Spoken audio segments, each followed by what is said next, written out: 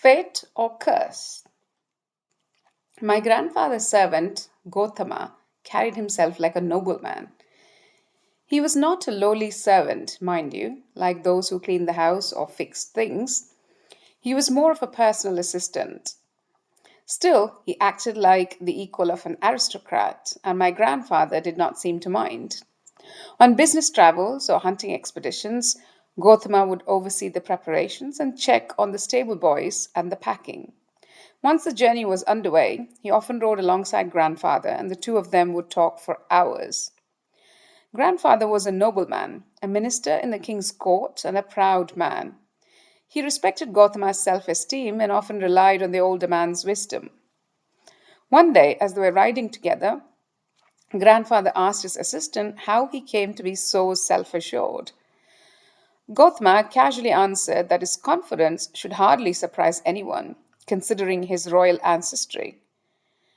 What was surprising, he told his listener, was that he ever came to be a servant in the first place.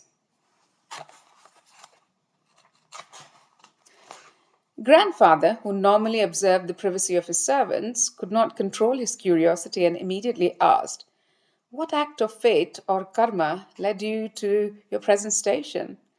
Was it a terrible sin one of your ancestors committed?" Gautama responded defensively that it was neither fate nor karma, but the result of a curse. He then told my father the following story. The last man in Gautama's ancestral line to actually serve as a king was Maundiba Udanyu, king of a prosperous and peaceful state. In his kingdom lived a Brahmin called Yavakri, who was the worst scoundrel who ever lived in the country. Yavakri was a privileged and overindulgent young man with a lethal power that very few Brahmins possessed, and fewer yet would ever consider using. This power allowed him to seduce women with one magical sound. Hey! Any woman who heard him produce that sound felt immediately compelled to sleep with the monster, only to die as soon as he was satisfied. If by some miraculous strength of will she was able to resist the urge to sleep with Yavakri, she died sooner. One day, when King Maundiba was performing the prestigious and rare horse sacrifice, this despicable Brahmin came to watch, waiting for a chance to cause some mischief. Moments after the priests uttered their first ritual chant, Yavakri interrupted. "Ha! You made a mistake. I knew you would, you imbeciles. You chose the wrong verses, and now," he turned to the pale king and poked his finger in the air, "you will be dead in 1 month, your royal majesty." The king was no fool. Although he feared the curse of the excited Brahmin, he did not feel powerless. Immediately, he instructed the priests to destroy all the implements used in the unlucky ritual and to smear the royal houses with mud. "This expiation," he explained, "will protect me, and let it also be a pledge." He turned to Yavakri. "It is you, Brahmin, who will die. And as soon as you die, I will return to my sacrifice and complete it according to the law." Yavakri was amused by the king's little drama.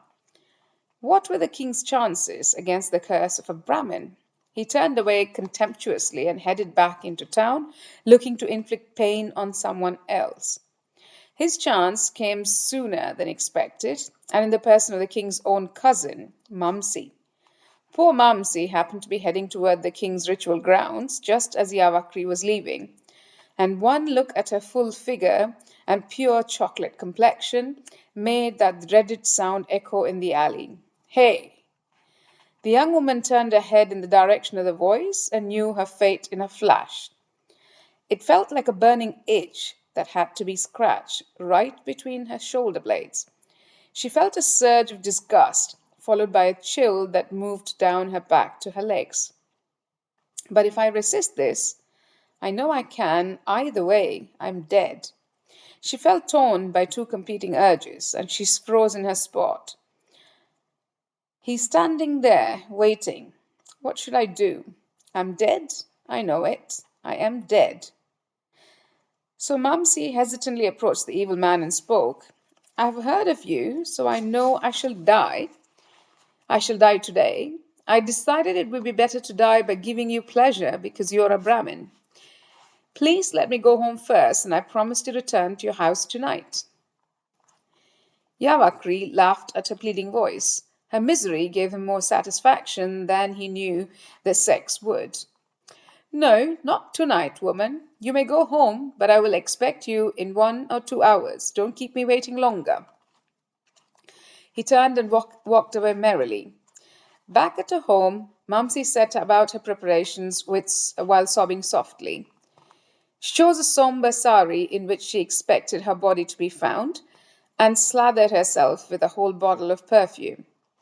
Her husband heard the noises and came into her room. When he found out why she was crying, he flew into a rage. That's the last straw. I don't care if he's a Brahmin. He has bewitched his last victim. Now listen, dear wife. Get me some sacrificial butter. He purified the butter and performed oblations for the god of fire, Agni. Taking fine sand, butter, ground sesame seeds, barley, and sacred grass, he began to mold a figure while chanting, O Agni, animate this form with your beloved nymph Preni. As I adorn her for Yavakri, give her life so that she may save me. Amen. Shortly after the words were spoken, the nymph opened her eyes and then moved. She was the very image of beautiful Mamsi, except for one detail. She had hair on the soles of her feet. Go to Yavakri, Preni, and do what he tells you, commanded the husband. The nymph turned and left. Mamsi's husband then took some more butter and repeated the ritual to Agni. For this time, he brought to life a ferocious, jealous Gandharva who was carrying an iron club. As soon as the Gandharva rode to life, Mamsi's husband pointed in the direction of the departing nymph and told the creature, Your wife just went to Yavakri. He lives over there. Yavakri was delighted to see Mamsi arrive in her most beautiful jewelry and smelling like a grove of fruit trees. He spread out the bedding, but then noticed that the woman was smiling. He scoffed. Why are you smiling, little woman? Why should I not smile? Asked the nymph. Because you're going to die, that's why. The nymph showed her teeth again. Ah, but you never lusted after a woman like this. She held up a hairy foot. The Brahmin merely shrugged and took the nymph. She willingly lay beneath him, unlike any of his previous victims, he thought.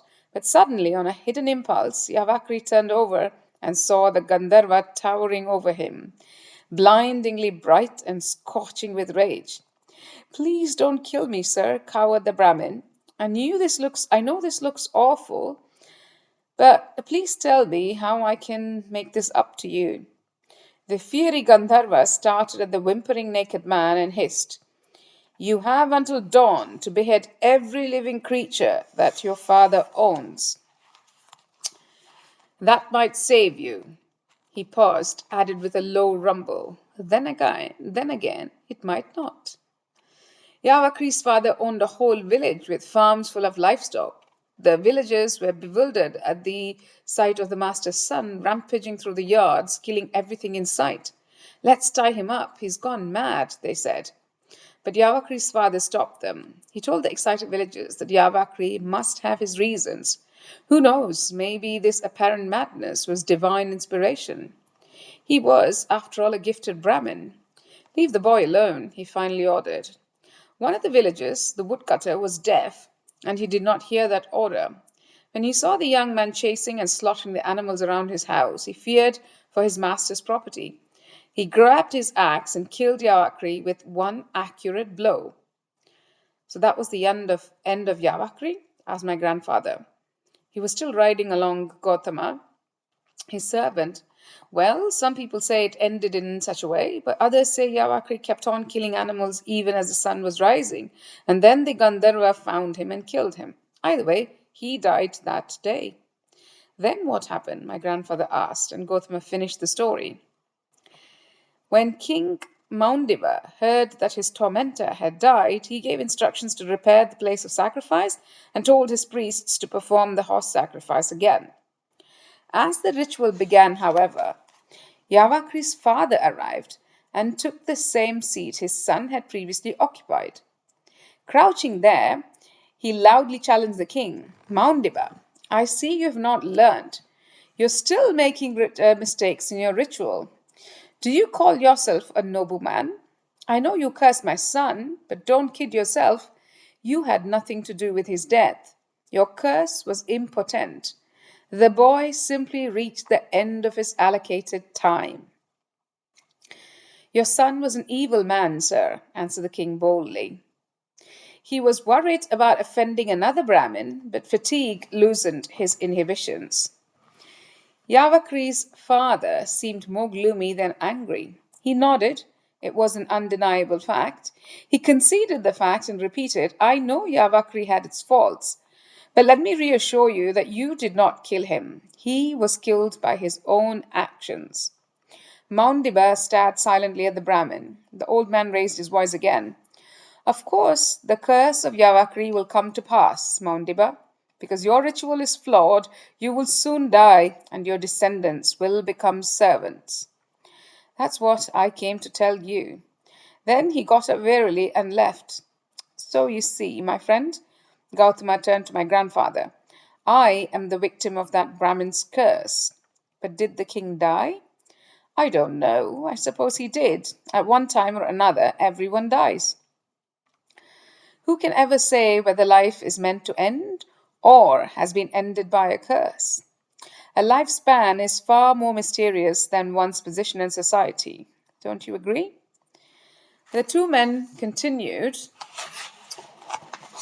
riding and discussing serious matters of fate and chance. As soon as the old man stopped speaking, I sat down on a step. It was a flat slab, so my legs stretched out awkwardly, but I didn't mind. I was sure I had stepped on glass or that a stone had cut me to the bone. When I checked, there was no cut, just a psychedelic red and blue bruise the size of a silver dollar. I felt disgusted with myself, with my weakness. The guide sat next to me, grunting as he eased himself down into the step. I see you're having a crisis, my friend. Don't feel bad, because most pilgrims do at one point or another. He reached into his cloth bag and fumbled around until he found a flat aluminium can. It looked like an old shoe polish can with the label removed and opened it. Here, I have a lotion you can rub on your feet as long as you're not bleeding. The lotion looked like tar, but had an oddly familiar smell that I couldn't identify. What is it? I ran a finger through the buttery substance, rubbing it between thumb and forefinger. Oh, it's an old remedy, made mostly of date palm sap and some gum resin. Don't worry, my friend, just rub some on your feet. I felt silly and rude at the same time. Something about the texture of the cream made it feel defiling, even on my burning feet. Then I rubbed it on. Is this one of those old magical remedies I've been hearing about in Varanasi? You know, dead lizards and fish oil? The old man laughed at my undisguised contempt, which he must have thought a bit bombastic under the circumstances. Do you smoke? He asked, surprising me. I said I did not, and he reached back into his bag. Again, he poked around for a while, then pulled out a piece of folded old newspaper, which he carefully unfolded. There were 3 hand-rolled cigarettes in there, the kind you can buy individually in kiosks everywhere in India. He put one of these in his mouth and methodically folded the others back inside the newspaper, which he returned to the bag. Suddenly he struck a match. It had been concealed in his surprisingly large hand, and lit the cigarette. He inhaled deeply, rolling his head backward and closing his eyes in pleasure. I was mesmerized by all of this. It seemed so out of character for him. Before inhaling, he looked at me and winked. Then he blew out a perfect ring which drifted in my direction and began to expand. As it approached me, it became wavy, like a flower petal. Then, without taking another puff, he blew another ring, which moved quickly into the first ring and settled inside it. Then he blew another and another. There were now 4 concentric rings of smoke, and he quickly poked his finger into the rings and rotated his hand. For an instant, I couldn't even be sure I saw it. The smoke formed a perfect yantra, or ritual geometrical design. This one, a star with flower petals around it. The next instant, it disappeared. Did you see her? The old man proudly smiled. What? Did you see her? That was Kali. She was right there before your very eyes. Did you miss it? Then suddenly, how are your feet? The pain was completely gone, and my feet felt almost cool. I watched the old man finish his cigarette. There were no more tricks. I wanted to ask him about the smoke pattern and what he had called it, but felt that I'd be falling into another trap. So I kept quiet and relished the painless moment. Then I started to suspect that he was waiting for me to speak, so I turned back to the story. I liked your story, but I have to say that the woman with hair on the bottom of her feet felt a bit spooky. What does the hair mean? It doesn't mean anything, my dear friend. She's a chimera with a small manufacturing floor, that's all. The old man laughed at his own wit. Her stuffing was showing. Then he looked at me sharply and asked, Can you tell me where your stuffing shows? That sounded like a koan, a nonsensical loaded question. I thought he was asking me about my weaknesses, maybe my bad habits. Then I recalled that the nymph was made in a ritual, and I tried to calculate what the equivalent ritual that fashioned me might have been and what the substance was. Of course, the stuff that went into making me was not grass. It was something biological and social, regulated by education and rules, which would leave the stuffing as the vulnerable point, the key, like the solar love flower, to unmaking my identity. If I could find that, I would then have the knowledge of the mystical technique by which to create a new identity, a Kali in cigarette smoke in a world of Maya. All of this came to me in a blur. It was too much to understand clearly. Do you mind if we resume walking? My feet feel fine now. The old man nodded silently, maybe thinking of another way to ask his question. Instead, he simply said, Let me tell you another story.